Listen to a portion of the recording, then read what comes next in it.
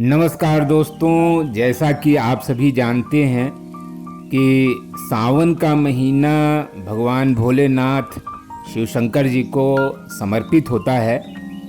तो ये पूरा महीना भगवान भोलेनाथ की पूजा अर्चना में व्यतीत होता है।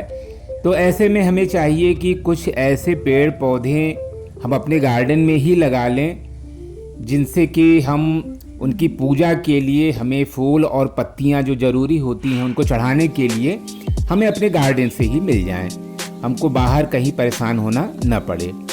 तो ऐसे में सबसे इम्पॉर्टेंट जो सबसे महत्वपूर्ण पौधा है वो है बेलपत्र, यानी बिल्व वृक्ष जो होता है।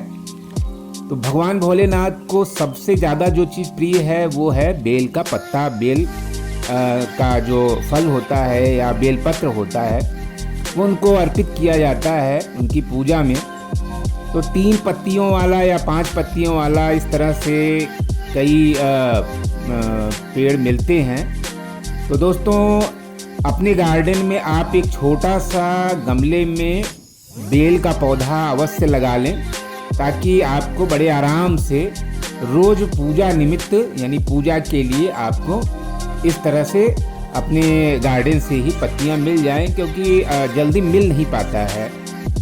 तो दोस्तों, ये देखिए 2 गमलों में मैंने लगा करके रखा है और धार्मिक मान्यता के अनुसार माता पार्वती के पसीने से बेलपत्र का पेड़ का उद्गम हुआ है, इसलिए इस पेड़ में माता पार्वती के सभी रूप बसते हैं और बेलपत्र में माता पार्वती का प्रतिबिंब होने के कारण ही इसे भगवान शिव पर चढ़ाया जाता है। तो आप इसको अपने गार्डन में तुरंत लगा लें। बीज से इस समय जैसे बेल के जो फल होते हैं वो इस समय मिल रहे हैं, तो उसका बीज अभी मिट्टी में अगर आप दबा देंगे तो बेल का पौधा बड़े आराम से उगाएगा। वरना आप किसी नर्सरी से जाकर छोटा सा बेल का पौधा ले आइए और एक गमले में उसको लगा करके रख लीजिए ताकि लगभग 20-25 दिनों के अंदर जो अभी समय है, यानी शायद 22 जुलाई से शुरुआत है सावन की, तो आपको बेलपत्र मिल जाए। दोस्तों, जो दूसरा पौधा है महत्वपूर्ण जिसका फूल भगवान शिव जी को अर्पित किया जाता है वो है कनेर का पौधा। कनेर का फूल भगवान शिव जी को उनकी पूजा में अर्पित किया जाता है। तो एक छोटा सा पौधा क्यों न अपने गार्डन में ही लगा लिया जाए, और जिससे कि यही तो मौसम होता है कनेर में जो ज़बरदस्त फ्लावरिंग होती है वो इसी बरसात के समय में। अभी देखिए पानी बरसना अब शुरू हो गया है, तो आप चाहें तो एक छोटे से गमले में आप देखिए मैंने एक छिछले पॉट में ही इसको लगा करके रखा है और मुझे पर्याप्त मात्रा में कनेर के पुष्प मिल जाते हैं पूजा के लिए। ये देखिए लगभग छोटा सा एक छिछला पॉट है, दो अलग अलग पॉट में मैंने लगा करके रखा है, और ये एक सफ़ेद वाला है एक पीला वाला है। तो मुझे दोनों तरह के काफ़ी संख्या में फूल मिल जाते हैं। और दोस्तों, इसकी देख रेख करना बहुत आसान होता है। कनेर का पुष्प बहुत ही महत्वपूर्ण माना जाता है भगवान शिव शंकर को चढ़ाने के लिए।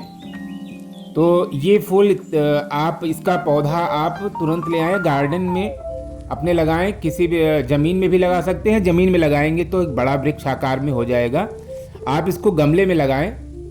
तो ये देखिए कई पौधे मेरे पास हैं, इसको मैंने लगा करके रखा है, आप इसको तुरंत लगाइए। फ्रेंड्स, जो अगला पौधा जो बहुत ही महत्वपूर्ण है वो है शमी का पौधा।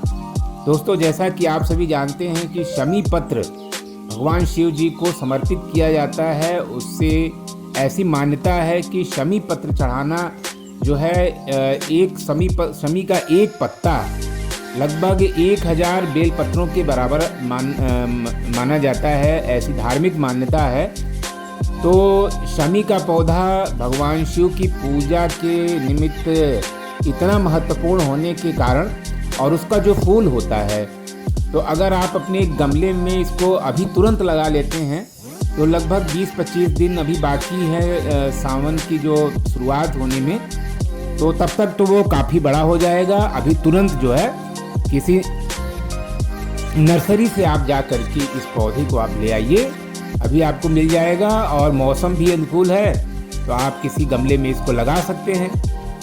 दोस्तों ये देखिए, ये है आकड़ा यानी मदार का पुष्प। तो इस तरह के, जैसा कि धार्मिक मान्यता है कि धतूरा, मदार, यही सब चीज़ भगवान भोलेनाथ को चढ़ाया जाता है। और जैसा कि सभी मानते हैं कि उनका, भगवान का, जो शिव शंकर जी का जो स्वभाव था कि वो समस्त जितने विष वाले पौधे हैं उसको उन्होंने अपने लिए ग्रहण कर लिया था। तो इस तरह का ये देखिए, एक आकड़े का पौधा यानी मदार का पौधा आप जो है इसको अपने एक गमले में लगाइए, अभी लगा लीजिए। और ये दो तरह का आता है, एक पेड़ नुमा होता है तो आप उसको लगा सकते हैं, और ये है धतूरा। दोस्तों धतूरा बहुत ही, इसकी धार्मिक मान्यता तो बहुत ज़्यादा है। इसका फूल और फल, अभी देखिए इसमें अब कलियां आना शुरू हो गई हैं। मेरे गार्डन के बगल में ही काफ़ी सारी संख्या में ये लगे हुए हैं और उनमें कलियां आना शुरू हो गई हैं। अभी फूल तो नहीं आ रहे हैं, लेकिन जल्दी ही जैसे जैसे बरसात तेज होती जाएगी इसमें फ्लावरिंग की मात्रा बढ़ती जाएगी। और दोस्तों ये देखिए, ये है धतूरे का फल। ये जहरीले होते हैं और इनकी आयुर्वेदिक महत्व भी बहुत ज़्यादा है। तो इसको भगवान शिव शंकर जी को चढ़ाया जाता है। आप अपने गमले में लगाइए इसको। और ये है अगला जो महत्वपूर्ण पौधा जो शिव जी को चढ़ाया जाता है, वो है अपराजिता। अपराजिता को तो इसकी मान्यता है कि ये स्वर्ग से आया हुआ पौधा है। और ये जो मेरे पास है सफ़ेद वाला और ये नीले कलर वाला आप देख रहे हैं, दोनों तरह के अपराजिता के पौधे मेरे पास हैं। और ये भी शिव शंकर भगवान भोलेनाथ को ये भी चढ़ाया जाता है। तो ये बीज से और कटिंग दोनों तरीके से आराम से लग जाता है। बीज से लगाना बहुत ही आसान होता है। अगर आपके पास बीज हो, कहीं से भी बीज मिल जाए, तो आप जो है अपने गार्डन में छोटे से लेकर बड़े पॉट, किसी भी पॉट में आप लगाइए, बहुत ही आराम से ये लग जाता है। तो अभी समय है, लगभग 20-22 दिन समय है, तो अभी लगा लेंगे तो तब तक तो आपको काफ़ी संख्या में ये अपराजिता यानी विष्णुकांता का पुष्प पूजा के लिए मिलता रहेगा। तो दोस्तों ये सब पौधे सावन की शुरुआत बस अभी कुछ दिनों के बाद होने वाली है। तो हमें चाहिए कि इन पौधों को अपने गार्डन में ही लगा लें, ताकि भोलेनाथ की पूजा के लिए पूरे सावन भर हमको इनकी अवेलेबिलिटी मिलती रहे। तो दोस्तों ये वीडियो कैसा लगा आप कमेंट करें और मेरे चैनल को लाइक करें, सब्सक्राइब करें। तो दोस्तों मिलते हैं एक अच्छे से वीडियो के साथ एक बार फिर से। तब तक के लिए हैप्पी गार्डनिंग, टेक केयर।